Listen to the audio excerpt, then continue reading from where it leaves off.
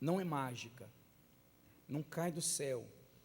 Nós falamos na semana passada, Jesus deu o exemplo da viúva, que não era nem escolhida e que nem se tratava de fé, mas ele mostrou como tem que ser a vida do que crê, do que vive pela fé, que ela, mesmo sem usar a fé, tendo uma causa na justiça, diante de um juiz iníquo, corrupto, arrogante, prepotente, ela não se deu por vencida, ela não aceitou que aquele juiz era o que era, que ele só fazia o que queria e quando queria, e ela perseverou e insistiu até que ele não aguentou mais e julgou a causa dela. E Deus fez a comparação. Se ela, sem contar a parte espiritual, sem usar a fé, importunou o juiz, que só fazia o que ele queria, ele não queria respondê-la, mas ele não aguentou, de tanto que ela perturbou, de tanto que ela insistiu, importunou, e ele julgou a causa dela. Deus disse: imagine então Deus, que é o justo juiz, e que deseja fazer justiça, não fará então, quando os escolhidos clamam da mesma forma como ela, sem parar, perseverando, crendo, insistindo, não abrindo mão dos seus direitos. Aquela mulher, ela não ficou chorando atrás do juiz, implorando, ela não ficou rastejando, ela não ficou pedindo misericórdia, ela não ficou rastejando aos pés dele pedindo uma migalha, ela afrontou ele. Ela chegava nele e dizia: você tem que julgar a minha causa, você tem que julgar a minha causa. Está escrito que ela o importunou de tal forma que ele não suportou mais, falou assim: eu não aguento mais, se eu não julgar a causa dessa mulher, ela não vai parar de me perturbar. Está compreendendo, sim ou não? Não tem sentimento. Quem agrada, quem gosta do sentimento, quem se agrada de sentimento é o diabo. Quanto mais sentimental você fica, chora, tem pena de si, tem dó, mais o diabo se fortalece na sua vida, mais o diabo ganha força na sua vida, não tem jeito. Então, ela não ficou chorando, implorando e comoveu o coração do juiz, não, ele não suportou mais. Eu vou atender, eu vou fazer logo justiça na vida dessa mulher, porque eu não aguento mais ela. E você vê que o Senhor Jesus diz: quem quer a justiça divina tem que fazer a mesma coisa. A justiça vai acontecer, mas ela tem que ser provocada. E enquanto você está buscando a justiça de Deus, o diabo também vai estar trabalhando para você não alcançar a justiça de Deus. E como é que ele trabalha para você não alcançar a justiça? Criando problemas e situações e apertando a coisa para você ficar no sentimento, para roubar a sua fé. Então você, eu, todos nós temos que estar atentos a isso, pessoal. E você vê aqui, nesses exemplos que nós vamos ver, você vai ver isso claramente. O milagre depende da própria pessoa. Então aqui nós temos um cego. Foram para Jericó, onde, quando ele saía de Jericó, juntamente com os discípulos, numerosa multidão. Bartimeu, cego, o quê? Cego o quê? Mendigo, como se não bastasse ser cego, era mendigo. Filho de Timeu, estava sentado à beira do caminho. Ouvindo que era Jesus, o Nazareno, pôs-se a clamar: Jesus, filho de Davi, tem compaixão de mim. E muitos, quantos? O repreendiam. Esses muitos aqui representam o diabo, que a partir do momento que você olha para o Senhor Jesus e crê que Ele é a solução da sua vida, Ele é a salvação da sua vida, é a cura, é a libertação, é a transformação do casamento, Ele é tudo que você precisa, Ele é toda e qualquer resposta que você necessita.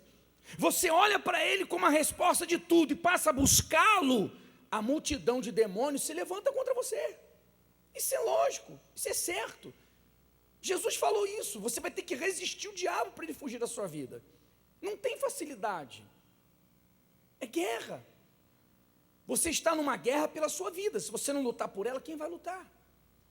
Então, você vê, ninguém teve pena dele, ninguém teve dó, ninguém olhou assim e falou assim: poxa, coitadinho, o sujeito é cego e é mendigo, tadinho, vamos pegar ele pela mão e vamos levar até Jesus, coitado.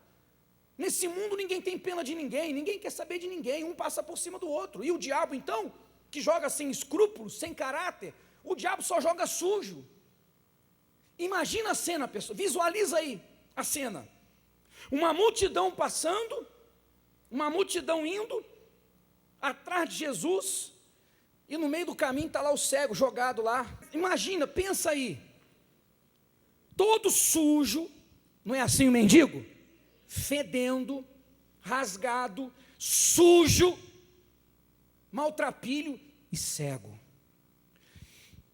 E quando ele ouve que é Jesus, então ele começa a clamar por Jesus. E ao invés de alguém chegar lá, coitado, pô, tá dizendo, Jesus, pegar pela mão, não, eu vou te levar. O que a multidão fez? Muitos o repreendiam para que se calasse. Quer dizer, ele não vendo nada, ele só estava ouvindo um monte de gente dizendo, cala a boca, fica quieto, cego, fica na sua. Ele podia apanhar, ele podia ser espancado. A situação piorou. Mas ele, cada vez, gritava mais. Enxerga isso na sua mente. Cada vez gritava. Quanto mais, por que as pessoas mandavam ele ficar quieto? Primeiro que era o diabo, que queria intimidá-lo, para ele ficar com medo de ser linchado, e ficar quietinho e continuar cego e mendigo. Segundo, porque eles não queriam o egoísmo, eles não queriam que Jesus parasse para ele, eles queriam eles serem atendidos primeiro. Mas ele estava decidido, determinado. Então, não interessava se ele ia apanhar, se ele ia ser linchado, ali era a oportunidade dele, era a chance da vida dele, era tudo ou nada. Porque ele não tinha como ir atrás de Jesus, ele não tinha quem o levasse. Como é que cego ele iria encontrar Jesus? Jesus estava passando ali, era tudo ou nada, era aquele momento ou nunca mais. E a certeza que estava dentro dele, de que em Jesus havia cura, era tão grande, que ele se arriscou em tudo. Ele correu todos os riscos. E aí, versículo 49, parou Jesus e disse, chamai-o. Chamaram então o cego, dizendo-lhe, tem bom ânimo, levanta-te, ele te chama. Você vê, Jesus não poderia, quando ele estava vindo, já parar exatamente onde estava o cego? Sim ou não? Por que ele passou direto? Será que ele não viu o cego? Será que Jesus não enxergou o cego? Se ele sabe tudo? Então Jesus já de propósito passou pelo cego. Por quê? Porque ele tem que ser invocado, requisitado. Ele não entra na vida de uma pessoa porque ele quer entrar na vida de todo mundo, mas ele só entra quando há fé, quando a pessoa crê e o requisita. Está sendo claro? Sim ou não? Se você não fizer isso, ele não vai parar na sua vida. E para dar esse exemplo, então ele não parou, continuou andando, deixou o cego passar por tudo isso, deixou a multidão gritar com ele, brigar com ele, permitiu que estava indo embora, que ele usasse mais força para dar o exemplo para mim, para você e para nós. Todo mundo quer justiça. Você quer que Deus faça justiça na sua vida, no seu casamento, no seu trabalho. Todo mundo tem uma área na vida, muitas ou uma principal, que você quer a justiça divina. Mas se você quiser, você tem que provocá-la. Só por estar na igreja não vai mudar. Então, 50. Lançando de si, o quê? A capa. Levantou-se de um salto e foi ter com Jesus. Você sabe que aquela capa era o que o mendigo usava para se cobrir de noite no frio. Era o que ele usava para se proteger. Você vê que a certeza que ele tinha era tão grande que ia acontecer, que ele jogou a capa fora. Quer dizer, não vou precisar mais disso. Não vou precisar mendigar o pão. Não vou precisar dessa capa para não morrer de frio à noite. Eu sei que agora a minha vida vai mudar. Então ele abriu mão de tudo. A fé foi extrema. Não houve medo. Não, peraí, deixa eu levar minha capa, porque se eu não for curado, aí eu vou morrer de frio de noite. Não, a fé foi ao extremo. Quando ele foi até o Senhor Jesus, não havia um pingo de dúvida.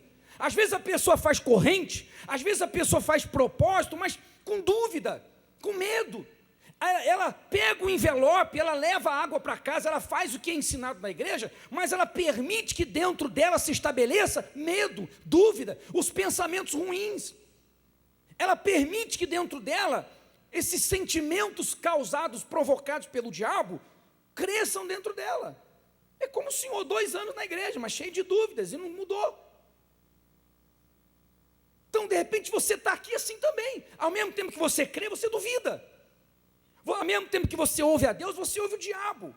Ao mesmo tempo que você ouve a palavra de Deus e vê testemunhos, e Deus dizendo que quer mudar e que vai mudar a sua vida, você sai daqui e o diabo mostra, o diabo traz exame, o diabo faz o marido falar, faz o filho fazer alguma coisa, e você também fica ouvindo o diabo. E aí a tua fé vai sendo destruída, corrompida, enfraquecida, e o diabo é que vai se fortalecendo. Então não havia um pingo de dúvida, e ele foi ao extremo, e perguntou-lhe Jesus: que queres que eu te faça? Você vê, por que, digamos assim, uma pergunta, que pergunta é essa? Que pergunta é essa? Mas por que Jesus perguntou para o cego o que ele queria que fosse feito? Para que ficasse muito claro que o milagre que iria acontecer e que aconteceu foi exclusivamente por conta de quem? De quem? Do cego. O milagre é exclusivamente por conta sua, não de Deus. Então tudo ficou com o cego. O que você quer? Como assim? O que eu quero? O que você quer, cego? E ele não hesitou, não houve dúvida, não houve medo. Ele não esperou: eu pensei que o senhor fosse me ver e falar assim: vou te curar, eu quero que você... Não, eu quero, eu creio. Então perguntou-lhe Jesus: que queres que eu te faça? Respondeu o cego: mestre, eu quero tornar a ver. Eu não sei se for da tua vontade, se o senhor quiser, se o senhor permitir, eu não sei se o senhor pode, olha, eu não sei se eu mereço, olha, se eu merecer, se o senhor achar, não, eu quero ver, eu quero tornar a ver. Então Jesus disse: vai, a tua fé, a fé de quem salvou ele? A fé dele mesmo. Você pode tudo, pessoal, mas quando a tua fé é dessa forma. Agora, depois você for abrir, vai demorar muito. Eu vou abrir aqui, depois eu falo aonde está. Outro cego.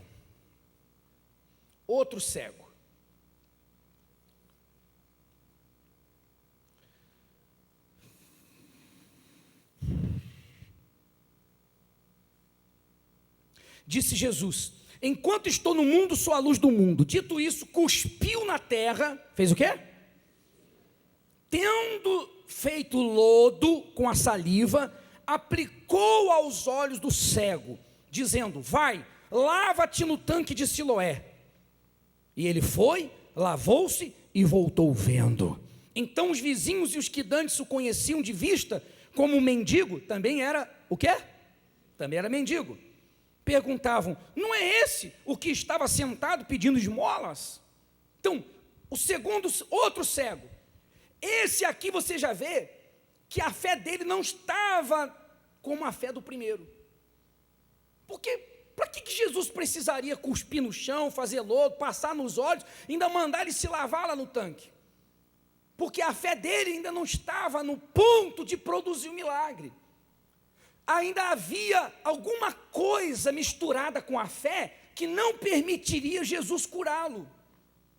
Ainda havia algum pensamento, algum sentimento, alguma coisa, que se Jesus apenas dissesse seja curado, ele não seria. Porque se é pela fé da pessoa, a fé da pessoa tem que estar pronta para produzir um milagre. A fé da pessoa não pode ser contaminada com nenhum tipo de sentimento. Está sendo claro, sim ou não? Então, quando Jesus passou o lodo, quer dizer, despertou a fé. Despertou, precisou, tem gente que precisa. O que é isso que ele está passando nos meus olhos? E mandou: vai lá no tanque e se lava. Então despertou, acordou. E ele foi, ninguém levou ele pela mão. Ele teve que achar o tanque de Siloé, tem uma escadaria, ele teve que descer e ele teve que se lavar. Mas não precisaria. Se o primeiro cego, Jesus não precisou pôr a mão, não precisou orar, não precisou fazer nada, por que esse precisaria? Será que a cegueira desse era pior que a cegueira do outro? Hein, pessoal? Então, vem cá, por favor. Então está aqui os dois cegos. Jesus chegou, esse cego, isso aqui é um problema simples, né? Tua fé te curou, vai, pronto, acabou. E esse aqui, Tem catarata, tem tudo aí nesse negócio. Ó, meu filho, não vai dar não. Espera aí, vai precisar de mais coisa. Você acha que foi assim? O problema desse era menor que o desse era pior que o desse? Não, é o que estava dentro de cada um. Esse aqui, a fé estava em ponto de ebulição.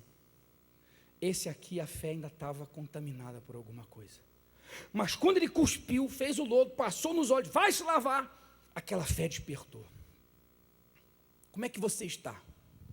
Porque você às vezes fica assim, por que Deus não olhou para mim ainda? Por que Deus não fez o que tem que ser feito? Por que eu não tive resposta? Não, não é Deus, Deus está querendo. É por que você tem que perguntar, por que eu ainda fico me acusando? Por que eu ainda fico pensando assim, mas eu acho que eu não mereço, eu sou pecador? Por que você ainda fica com dúvida? Por que você ainda vê o exame médico e se desespera? Por que você ainda olha para o seu marido e você fica com medo? Por que você não olha para o seu filho e você teme que ele morra de overdose, preso, ou seja lá o que for? Por que você ainda ouve a palavra de Deus aqui dentro, mas lá fora você ouve a palavra do diabo, você se curva diante de situações e circunstâncias?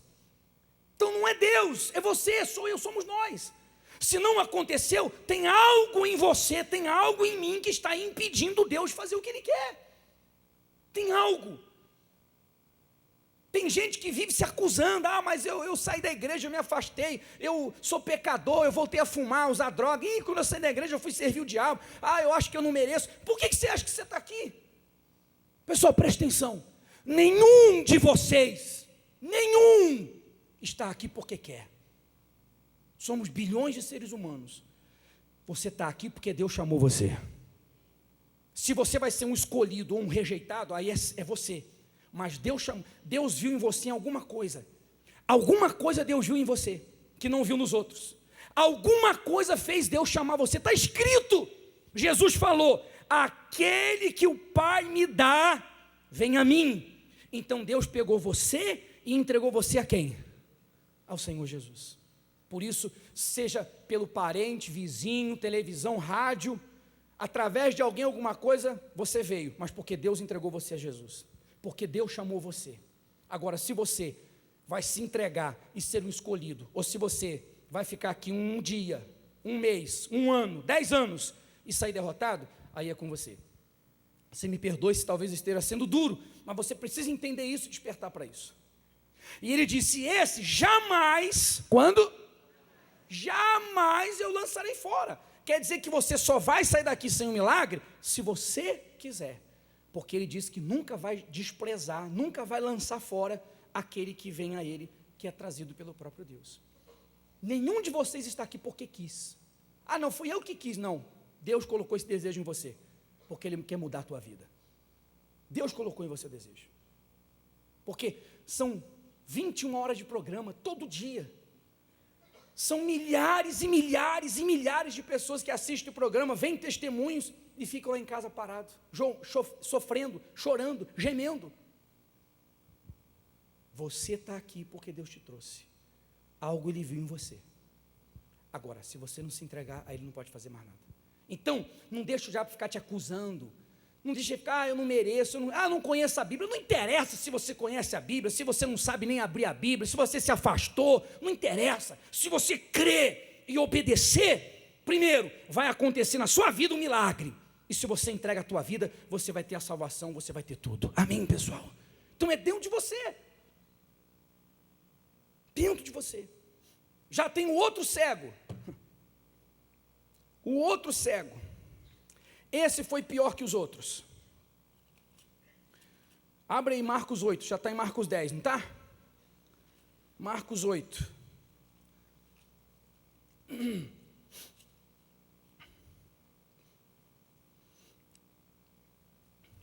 (22)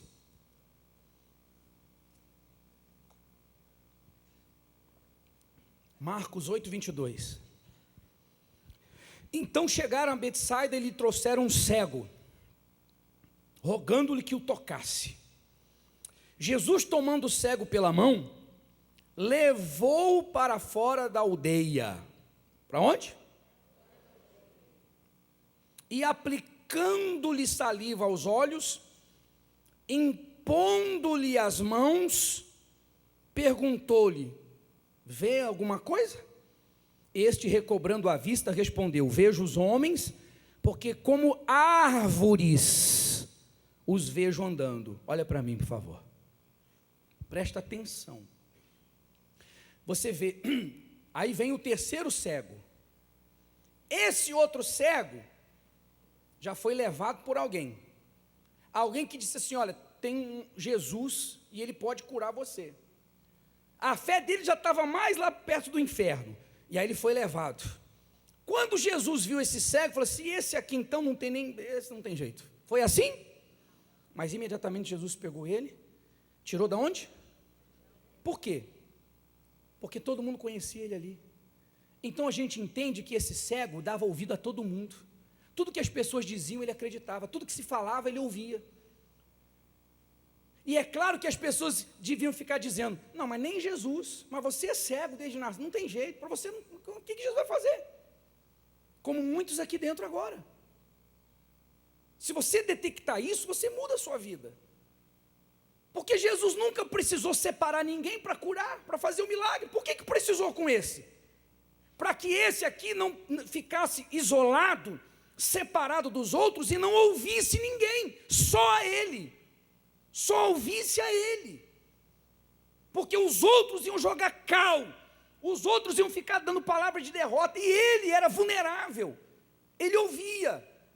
E mesmo assim você vê que Jesus teve que se esforçar, Jesus teve que passar saliva nos olhos e impor as mãos. Quando é que você vê Jesus curando o paralítico, o cego impondo as mãos? Não precisava. Quantos milagres extraordinários Jesus fez só dizendo: tua fé te curou, levanta e anda, vai, enxerga. Mas esse aqui, além de passar saliva nos olhos, impôs as mãos ainda. E ainda assim, ele não foi curado. Melhorou um pouco, porque ele enxergava árvores andando. Eu acho que são os homens. Quem está entendendo, por favor?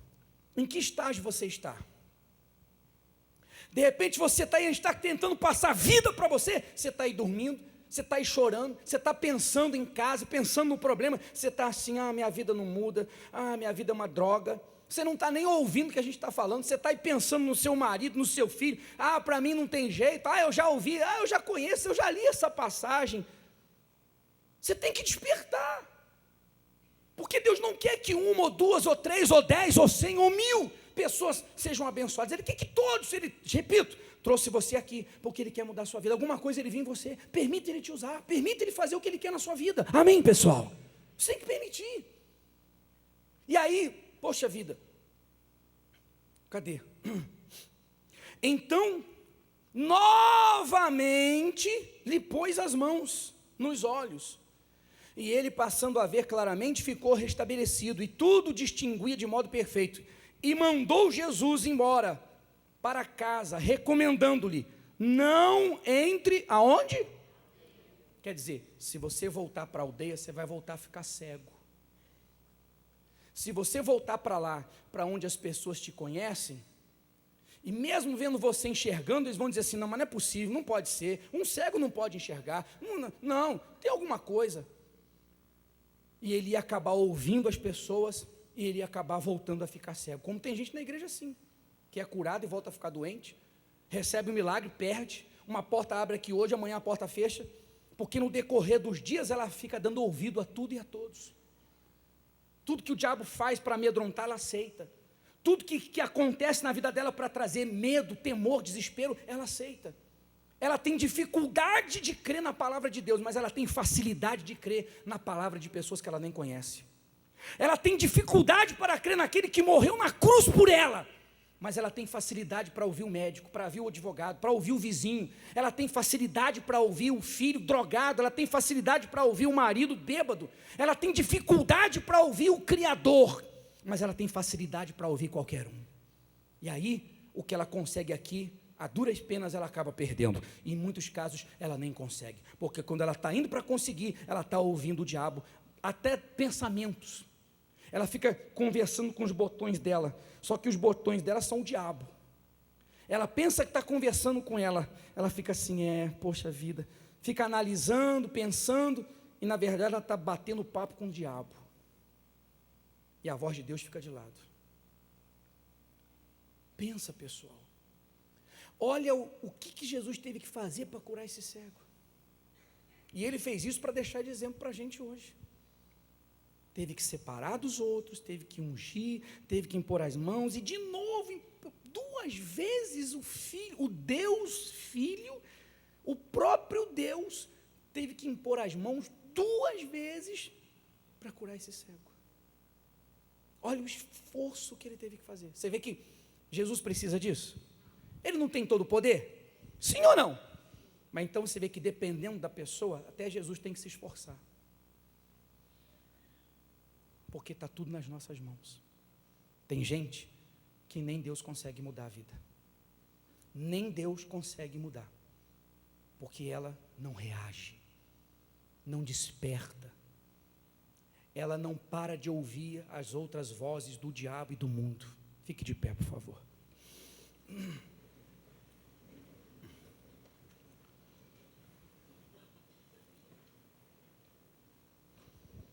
E já tem um 4º caso.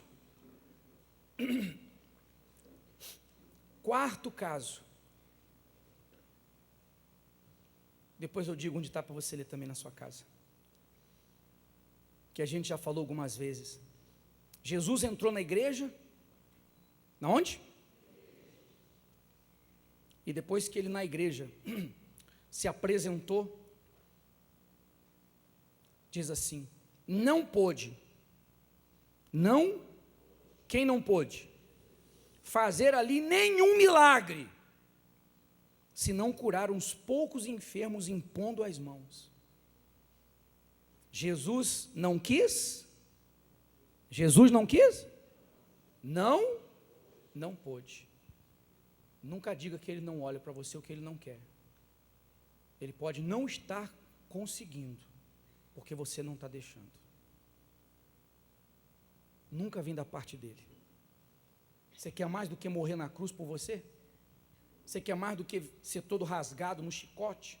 Passar por tudo que passou por você? Como é que ele não ama você? Como é que ele não quer mudar a tua vida? Ele pode não estar podendo, porque você não está deixando. Não pôde. Mas você vê que ele insistiu, ele queria, Jesus queria. Sim? Porque ele podia simplesmente virar as costas e ir embora, mas não, ele tentou, ele foi lá, ele chegou nos doentes, impôs as mãos, ele queria, mas o máximo que ele conseguiu fazer, poucas curas, coisa pequena, mas nenhum milagre, e admirou-se da incredulidade deles. Admirou-se da incredulidade deles. Marcos capítulo 6, você lê em casa. Então, se você entendeu, você pode agora assumir essa postura de fé, fazer um voto, uma aliança com Deus e falar: se depende de mim, então vai acontecer. Você já sabe onde é que você pode estar errando, quem que você está ouvindo, o que você está ouvindo, se são os pensamentos, se são notícias, se são pessoas, o que você vê que te desaba, faz você desabar, você sai daqui bem, você sai daqui crendo. O que acontece? É uma briga? É uma palavra mais áspera do seu marido, do seu filho? O que acontece quando você sai da igreja? O que acontece no seu trabalho? O que acontece no seu dia a dia? Que você sente aquela dor no coração e já se retrai e já fica ali com pena de você. O que acontece no seu dia a dia que você fica com dúvida, com medo? Que você volta atrás, regride. Então você pode falar agora: meu Deus, eu já entendi. Eu vou sair da aldeia. Eu não vou permitir que a voz de ninguém mais me faça duvidar da tua voz. Eu não vou ouvir mais ninguém. Se depende de mim, então vai mudar meu marido, família, esposa, seja lá quem for. Vai acontecer um milagre. A justiça vai ser feita na minha vida. Amém, pessoal? Está entendendo? Sim ou não? Você vai fazer esse voto com Deus. Vai partir de mim, então vai acontecer. Eu não vou aceitar ficar na igreja de brincadeira. Eu não vou aceitar ficar na igreja por religiosidade. Poxa, é a casa do Deus vivo. Para mudança de vida, a minha vida vai mudar. Você vai se revoltar contra as dúvidas que você vem tendo, contra os medos, contra os sentimentos.